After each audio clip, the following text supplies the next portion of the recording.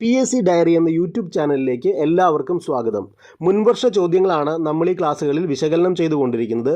ഇതിൻ്റെ ആദ്യ ഭാഗങ്ങൾ ഇതുവരെ കണ്ടിട്ടില്ലാത്തവർ ഡിസ്ക്രിപ്ഷൻ ബോക്സിൽ കൊടുത്തിട്ടുള്ള ലിങ്ക് വഴി ആ വീഡിയോകൾ കൂടി കാണുക. ഈ ചാനൽ ഇതുവരെ സബ്സ്ക്രൈബ് ചെയ്തിട്ടില്ലാത്തവർ സബ്സ്ക്രൈബ് ചെയ്ത് ബെല്ലൈക്കൺ എനേബിൾ ചെയ്യുക. നമുക്ക് 46ാമത്തെ ചോദ്യത്തിലേക്ക് കടക്കാം. വൈക്കം സത്യാഗ്രഹ സമരത്തോട് അനുഭാവം പ്രകടിപ്പിച്ചുകൊണ്ട് സവർണജാഥ സംഘടിപ്പിച്ച സാമൂഹ്യ പരിഷ്കർത്താവ് ആരാണ്? Option A T K. Madhavan, option B P Krishnapillai, option C Mannath Padmanabhan, option D K Kelappan. ഇതിൻ്റെ ശരിയുത്തരം ഓപ്ഷൻ സി മന്നത്ത് പത്മനാഭൻ. നമുക്ക് അദ്ദേഹത്തിൻ്റെ കുറച്ച് പോയിന്റുകൾ കൂടി നോക്കാം. കേരളത്തിലെ മദൻ മോഹൻ മാളവ്യ, ഭാരത കേസരി എന്നീ പേരുകളിൽ അറിയപ്പെടുന്നത് മന്നത്ത് പത്മനാഭനാണ്. കേരളത്തിലെ മദൻ മോഹൻ മാളവ്യ, ഭാരത കേസരി എന്നീ പേരുകളിൽ അറിയപ്പെടുന്നത് മന്നത്ത് പത്മനാഭനാണ്. വൈക്കം സത്യാഗ്രഹ സമരത്തോട് അനുഭാവം പ്രകടിപ്പിച്ചുകൊണ്ട് സവർണജാഥ സംഘടിപ്പിച്ച സാമൂഹ്യ പരിഷ്കർത്താവാണ് മന്നത്ത് പത്മനാഭൻ. വൈക്കത്ത് നിന്നും തിരുവനന്തപുരത്തേക്കാണ് സവർണജാഥ നയിച്ചത്. അപ്പോൾ വൈക്കം സത്യാഗ്രഹവുമായി ബന്ധപ്പെട്ടാണ് സവർണജാഥ സംഘടിപ്പിച്ചത്. ആ സവർണജാഥ സംഘടിപ്പിച്ച സാമൂഹ്യ പരിഷ്കർത്താവാണ് മന്നത്ത് പത്മനാഭൻ. വൈക്കത്ത് നിന്നും തിരുവനന്തപുരത്തേക്കാണ് സവർണജാഥ നയിച്ചത്.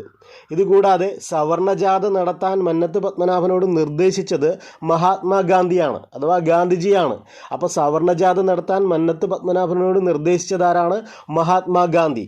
സവർണജാഥയുടെ അവസാനം മന്നത്ത് പത്മനാഭൻ്റെ നേതൃത്വത്തിൽ നിവേദനം സമർപ്പിക്കപ്പെട്ടത് സേതുലക്ഷ്മി ബായിക്കാണ്. അപ്പോൾ സവർണജാഥ അവസാനം എവിടെയാണ് എത്തിച്ചേർന്നത്? സേതുലക്ഷ്മി ബായിയുടെ മുന്നിൽ, അല്ലേ? സവർണജാഥയുടെ അവസാനം മന്നത്ത് പത്മനാഭൻ്റെ നേതൃത്വത്തിൽ നിവേദനം സമർപ്പിക്കപ്പെട്ടത് സേതുലക്ഷ്മി ബായിക്കാണ്. അപ്പോൾ സവർണജാഥയുമായി ബന്ധപ്പെട്ട് ഇത്രയും പോയിന്റുകൾ വളരെയധികം ശ്രദ്ധിക്കേണ്ടതാണ്. വൈക്കം സത്യാഗ്രഹ സമരത്തോട് അനുഭാവം പ്രകടിപ്പിച്ചുകൊണ്ടാണ് സവർണജാഥ സംഘടിപ്പിക്കുന്നത്. സവർണജാഥ സംഘടിപ്പിച്ച സാമൂഹ്യ പരിഷ്കർത്താവ് മന്നത്ത് പത്മനാഭനാണ്. വൈക്കത്ത് നിന്നും തിരുവനന്തപുരത്തേക്കാണ് സവർണജാഥ നയിച്ചത്. ഗാന്ധിജിയുടെ നിർദ്ദേശത്താലാണ് സവർണജാഥ നടത്താൻ മന്നത്ത് പത്മനാഭൻ തീരുമാനിച്ചത്. സവർണജാഥ അവസാനം മന്നത്ത് പത്മനാഭൻ്റെ നേതൃത്വത്തിൽ നിവേദനം സമർപ്പിച്ചത് സേതുലക്ഷ്മി ബായിക്കാണ്. ഇനി ഇദ്ദേഹവുമായി ബന്ധപ്പെട്ട മറ്റൊരു ജാഥയാണ് ജീവശിഖ ജാഥ എന്ന് പറയുന്നത്. വിമോചന സമരത്തിൻ്റെ ഭാഗമായി ജീവശിഖ ജാഥ നയിച്ചത് മന്നത്ത് പത്മനാഭനാണ്. ഇതും ചോദിക്കാറുള്ള പോയിന്റാണ്. അപ്പോൾ ജീവശിഖ ജാഥ എന്തുമായി ബന്ധപ്പെട്ടതാണ്? വിമോചന സമരത്തിൻ്റെ ഭാഗമായിട്ടാണ് ജീവശിഖ ജാഥ സംഘടിപ്പിക്കുന്നത്. ഈ ജീവശിഖ ജാഥയുടെ നായകനുമാരായിരുന്നു, അല്ലെങ്കിൽ സമരത്തിൻ്റെ നേതൃത്വവും ആർക്കായിരുന്നു? മന്നത്ത് പത്മനാഭന്. അപ്പോൾ ഇത്രയും പോയിന്റ് കൃത്യമായി ഓർത്തിരിക്കുക. ഇനി ഈ മന്നത്ത് പത്മനാഭനെ കുറിച്ച് അറിഞ്ഞിരിക്കേണ്ട മറ്റു ചില കാര്യങ്ങളാണ്. NSSൻ്റെ ആദ്യ സെക്രട്ടറി ആയിരുന്നു ഇദ്ദേഹം. NSSൻ്റെ ആദ്യ സെക്രട്ടറി ആയിരുന്നു മന്നത്ത് പത്മനാഭൻ. 1959 EMS മന്ത്രിസഭയ്ക്കെതിരെ വിമോചന സമരത്തിന് നേതൃത്വം നൽകി. അപ്പോൾ കുറച്ച് നേരത്തെ പറഞ്ഞു വിമോചന സമരത്തിൻ്റെ ഭാഗമായി ജീവശിഖ ജാഥ നയിച്ചത് മന്നത്ത് പത്മനാഭനാണെന്ന് പറഞ്ഞിരുന്നു. അപ്പോൾ വിമോചന സമരം എന്താണ്? 1959 EMS മന്ത്രിസഭയ്ക്കെതിരെ നമ്മുടെ മന്നത്ത് പത്മനാഭൻ നടത്തിയ ഒരു പ്രക്ഷോഭമാണ് വിമോചന സമരം എന്ന് പറയുന്നത്.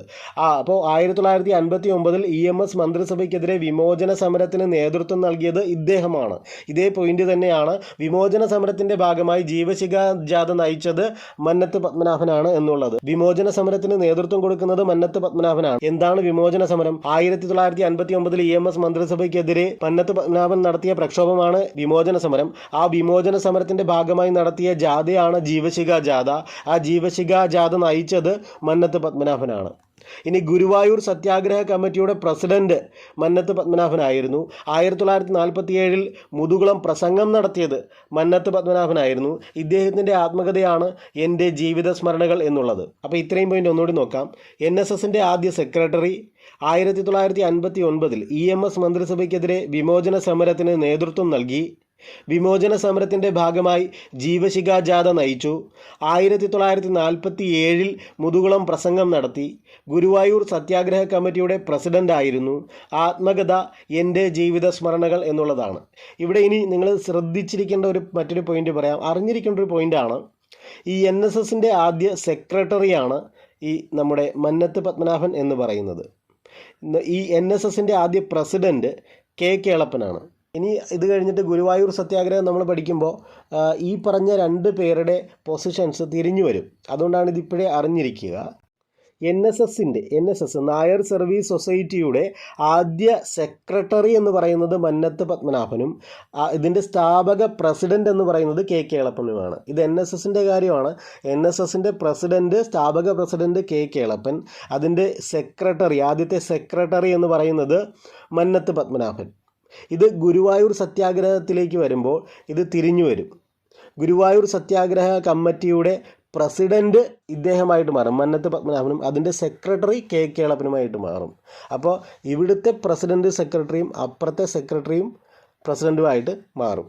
അത് നമുക്ക് കെ കേളപ്പനുമായി ബന്ധപ്പെട്ട പോയിന്റ് പഠിക്കുമ്പോൾ കുറച്ചുകൂടി ക്ലിയർ ആവും. അടുത്തത് പി കൃഷ്ണപിള്ള. കേരളത്തിലെ ആദ്യ കമ്മ്യൂണിസ്റ്റ് എന്നറിയപ്പെടുന്നു. സഖാവ് എന്നാദ്യമായി അറിയപ്പെട്ട വ്യക്തിയാണ് പി കൃഷ്ണപിള്ള. അതുപോലെ ഗുരുവായൂർ അമ്പലത്തിലെ അമ്പലമണി മുഴക്കിയ ആദ്യ അബ്രാഹ്മണനാണ് പി കൃഷ്ണപിള്ള. അപ്പോൾ എന്തൊക്കെയാണ് അറിഞ്ഞിരിക്കേണ്ടത്? കേരളത്തിലെ ആദ്യ കമ്മ്യൂണിസ്റ്റ്, സഖാവ് എന്നാദ്യമായി അറിയപ്പെട്ട വ്യക്തി, ഗുരുവായൂർ അമ്പലത്തിലെ അമ്പലമണി മുഴക്കിയ ആദ്യ അബ്രാഹ്മണൻ. ഇത്രയും കാര്യങ്ങളാണ് പി കൃഷ്ണപിള്ളയുമായി ബന്ധപ്പെട്ട് അറിഞ്ഞിരിക്കേണ്ടത്. അടുത്തത് കെ കേളപ്പൻ. കേരള ഗാന്ധി എന്നറിയപ്പെടുന്നത് കെ കേളപ്പനാണ്. കേരള ഗാന്ധി എന്നറിയപ്പെടുന്നത് കെ കേളപ്പൻ. വ്യക്തി സത്യാഗ്രഹത്തിന് ഗാന്ധിജി തിരഞ്ഞെടുത്ത ആദ്യ കേരളീയനാണ് കെ കേളപ്പൻ. വ്യക്തി സത്യാഗ്രഹത്തിന് ഗാന്ധിജി തിരഞ്ഞെടുത്ത ആദ്യ കേരളീയനാണ് കെ കേളപ്പൻ. ഇന്ത്യക്ക് സ്വാതന്ത്ര്യം ലഭിക്കുന്ന സമയത്ത് കേരള പ്രദേശ് കോൺഗ്രസ് കമ്മിറ്റിയുടെ അധ്യക്ഷനായിരുന്നു ഇദ്ദേഹം. NSSൻ്റെ സ്ഥാപക പ്രസിഡൻ്റാണ്. കണ്ട, NSSൻ്റെ സ്ഥാപക പ്രസിഡൻ്റാണ് കെ കേളപ്പൻ. സ്ഥാപക സെക്രട്ടറി അല്ലെങ്കിൽ ആദ്യത്തെ സെക്രട്ടറി നമ്മൾ പഠിച്ചു, ആരാണ്? മന്നത്ത് പത്മനാഭൻ. ഇത് NSSൻ്റെ കാര്യമാണ്. വൈക്കം സത്യാഗ്രഹത്തോടനുബന്ധിച്ചുള്ള ഐത്തോച്ചാടന കമ്മിറ്റിയുടെ അധ്യക്ഷനായിരുന്നു ഇദ്ദേഹം. വൈക്കം സത്യാഗ്രഹത്തോടനുബന്ധിച്ചുള്ള ഐത്തോച്ചാടന കമ്മിറ്റിയുടെ അധ്യക്ഷനായിരുന്നു ഇദ്ദേഹം. കേരളത്തിൽ ഉപ്പ് സത്യാഗ്രഹത്തിന് നേതൃത്വം നൽകി, അതും ഇദ്ദേഹമാണ്. കേരളത്തിൽ ഉപ്പ് സത്യാഗ്രഹത്തിന് നേതൃത്വം നൽകിയത് കെ കേളപ്പനാണ്. ഗുരുവായൂർ സത്യാഗ്രഹ കമ്മിറ്റിയുടെ സെക്രട്ടറി കെ കേളപ്പനാണ്. അതുപോലെ ഗുരുവായൂർ സത്യാഗ്രഹ കമ്മിറ്റിയുടെ പ്രസിഡന്റ് മന്നത്ത് പത്മനാഭനാണ്. ഇതാണ് ഞാൻ പറഞ്ഞത്, തിരിഞ്ഞു പോകുന്നു. അപ്പോൾ NSSൻ്റെ സ്ഥാപക പ്രസിഡന്റ് കെ കേളപ്പനും NSSൻ്റെ ആദ്യത്തെ സെക്രട്ടറി മന്നത്ത് പത്മനാഭനുമാണ്. ഇവിടെ ഗുരുവായൂർ സത്യാഗ്രഹ കമ്മിറ്റിയുടെ പ്രസിഡന്റ് മന്നത്ത് പത്മനാഭനും ഗുരുവായൂർ സത്യാഗ്രഹ കമ്മിറ്റിയുടെ സെക്രട്ടറി കെ കേളപ്പനുമാണ്. അപ്പോൾ അത് ക്ലിയറായെന്ന് വിശ്വസിക്കുന്നു. ബാക്കി പഠിക്കാം.